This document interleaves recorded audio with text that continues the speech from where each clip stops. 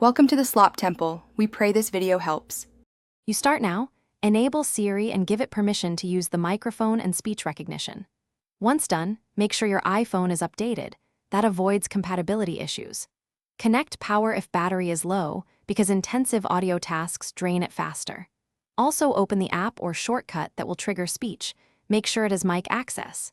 These steps remove the common blockers, so Siri can actually respond audibly when you proceed to the configuration phase. Now configure voice output and triggers. Go into Siri voice settings and pick a voice and language. Choose a natural-sounding option to improve clarity. Then build a shortcut or automation that uses speak text for the exact responses you want. This forces audible output.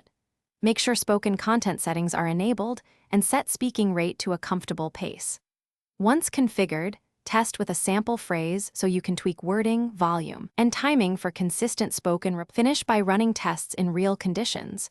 Use a quiet room and try both voice and button triggers. Make incremental adjustments to speaking rate, volume, and the exact text your shortcut speaks, then save a working version. If Siri remains silent, reboot the device and revisit app permissions.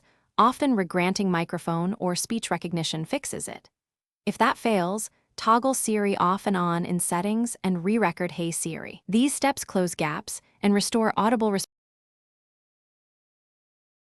Thanks for watching. Consider subscribing if we helped you.